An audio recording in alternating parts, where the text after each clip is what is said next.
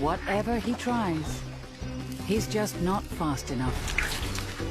It's as if the dragonfly can see him coming in slow motion.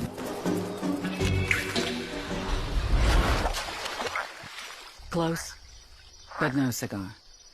The dragonfly isn't just keeping an eye on his slow-motion stalker.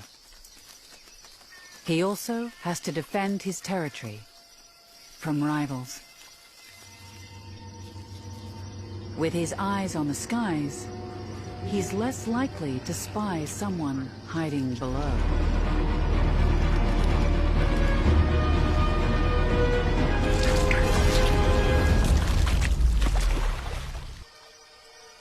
The frog may not have the dragonfly's lightning moves, but this time, he's right on cue.